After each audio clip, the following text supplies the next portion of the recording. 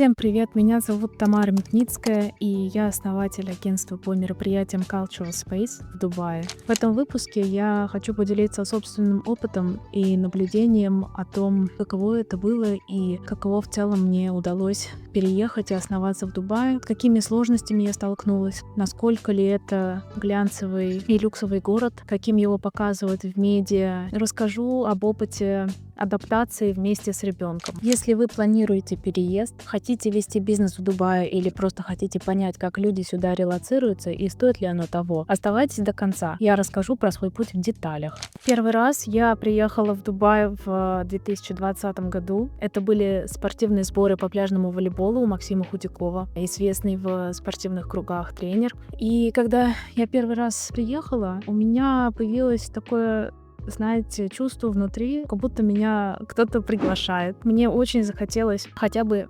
немного пожить в этом городе и понять, почувствовать его ритм, движение, изучить его. С тех пор я стала думать о том, что мне сделать для того, чтобы переехать. На тот момент я работала на департамент культуры Москвы и занималась мероприятиями в одном из культурных центров Москвы. На тот момент у меня был выбор продолжать строить свою карьеру в сфере госкультуры, либо вариант номер 2, который я в итоге и выбрала, был получить международное образование, что было, кстати, одной из моих life goals — открыть свой международный бизнес. Цели достаточно глобальные, но я не знаю, оборачиваясь назад, стала ли бы я повторять свои решения? Я думаю, что да. И следующий мой визит уже был целенаправленный. Я приехала, чтобы изучить рынок университета в Дубае. На тот момент он отличался, даже несмотря, что прошло всего 4 года. Он совершенно выглядит по-другому сейчас. И заодно я присмотрела школы начального образования для своего сына. Возвращаясь к университетам, тогда мой выбор остановился на австралийском вузе Murdoch. У них есть программа перепрофподготовка. В общем, это степень MBA. Это профессиональная степень. В итоге у меня в дипломе написано General Business Administration. Она рассчитана на 2 года. И, в общем-то, я все разузнала. Я узнала, какие условия, сколько стоит. В общей сложности эта программа занимает 2 года, но я закончила за 1,5 экстерном. Отвлекусь немножко от темы, скажу, что учиться достаточно просто. Было просто по сравнению с российскими университетами, конечно же, нагрузка иная. То есть у тебя есть доступ к онлайн-библиотеке, у тебя есть доступ к офлайн-библиотеке, у тебя есть вечерние пары, и у тебя есть минимум, который ты должен сдать. Но такого, чтобы тебя отчислили, прямо очень сложно представить. Такого страха перед сессией, как в университете, у меня никогда не было.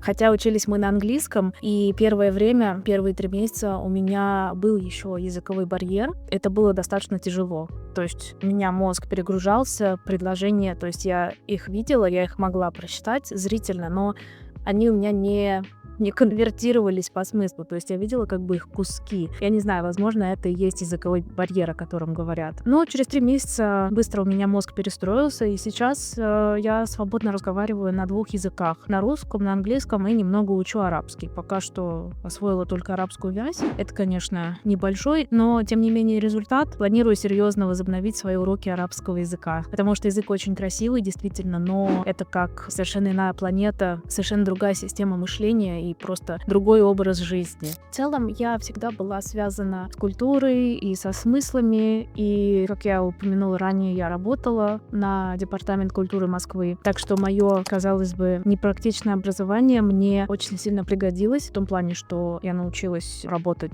с концепциями мероприятий, не просто заниматься организацией и пиаром, а непосредственно придумывать идею, которая будет работать и привлекать людей. И это было очень интересно. Мне всегда нравилась моя работа, и, собственно, это сподвигло меня организовать мой собственный бизнес, мою компанию Cultural Space, международное агентство по мероприятиям. И после окончания университета здесь местного я стала постепенно работать, набирать заказы. Сначала я получила лицензию, у меня был капитал, который я вложила, собственно, в свое образование. Я купила лицензию. То есть вот эти вот юридические моменты я закрыла сразу. Лицензия в Эмиратах, она дает вам возможность оформить оформить визу на вид на жительство. Что я и сделала, оформила вид на жительство на себя и на ребенка. Мой сын пошел в preschool. Это как подготовительные классы, то есть у них 2 подготовительных класса до 1 в американской и в английской системе. Я стала работать. Я искала клиентов, я делала портфолио. Сначала это было сарафанное радио. Я работала в SMM,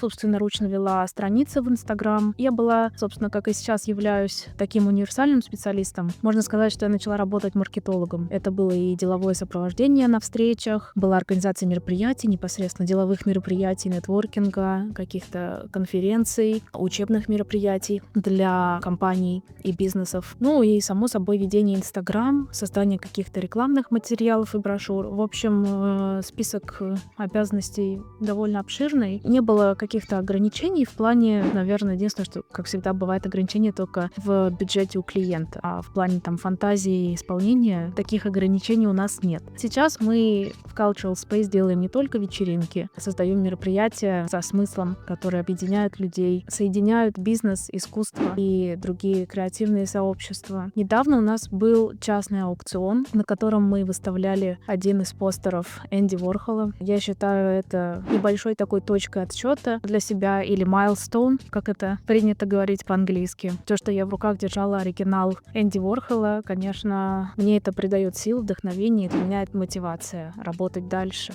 На данном аукционе с нами в команде был Steinway, один артист из Steinway, который непосредственно выступал на творческой части мероприятия. Проводился он в частной клинике, которая занимается исследованием мозга. Она получастная, полугосударственная. И совместно с местными галереями, художниками, артистами, например, такими как Picasso Art Gallery. Она достаточно знаменитая, находится в Аль-Саркал Авеню. Поясню сразу, это что-то вроде, как у нас на Курской называется, кластер, креативный кластер. В общем, район, который чисто выделен под галерею и проведение творческих мероприятий, театры и так далее. В своем телеграм-канале я специально сделала гайд, для чего нужны арт-мероприятия, как можно их монетизировать и почему мероприятие — это способ капитализации. Я объяснила в своем гайде, который предлагаю к вашему просмотру в своем телеграм-канале по ссылке ниже. Еще добавлю, что главное отличие, особенность нашей компании, нашего агентства — это подход к деталям. Я понимаю, что многие делают упор на детализацию, но для меня, как для человека, который организовал всю свою жизнь с нуля, не только свою жизнь, но и своего ребенка, для которого каждая минута важна и ценна, мы уделяем внимание деталям, и для нас важен результат. В первую очередь мы работаем на наше портфолио и на нашу репутацию. Если говорить о том, как менялись мои впечатления о Дубае, я уже упомянула ранее, что он мне понравился сразу, и я почувствовала какой-то внутренний призыв к тому, чтобы приехать и попробовать здесь пожить. Но я не планировала оставаться так надолго, и Дубай — это не тот город, про который ты можешь сказать: я пустил здесь корни. Это достаточно сложно. То есть особенность Дубая в том, что ты можешь в нем жить, пока у тебя есть работа, скажем так. Это не город для пенсионеров, например. Здесь редко можно встретить пожилых людей. Я помню, один раз мы общались с другом на эту тему. Он сказал о том, что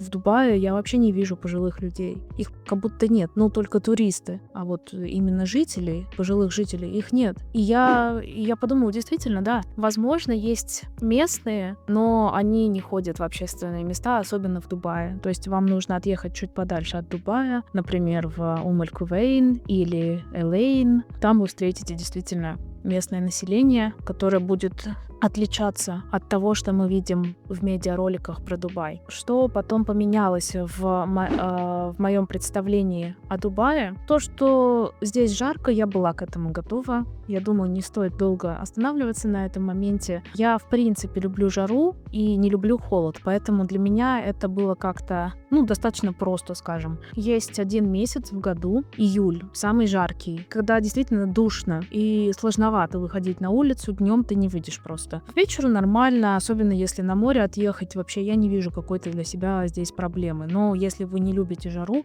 конечно, вам, я думаю, это очевидно, но это не ваше место. Что для меня стало прямо открытием личным каким-то о городе, о его населении? Я выросла в Москве, и, в принципе, я из большого города. Какой-то особой разницы я не почувствовала, переехав из Москвы в Дубай. Тот же ритм, та же конкуренция, каждый борется за свое место под солнцем. Я приехала с глобальной целью получить международное образование. Потом из этого появилась новая глобальная цель — развивать свой международный бизнес. И, собственно, поскольку я люблю ставить себе планку, завышать себе планку, меня это как бы мотивировало всегда. Смогу ли я остаться? Я воспринимала это как игру, скажем так. Ты прокачиваешь какие-то свои скиллы, какие-то находишь социальные контакты, знакомства. Первое время я очень много где везде ходила, посещала мероприятия, просто ездила, изучала город, изучала городские места, Арт-Джамил центр, например, или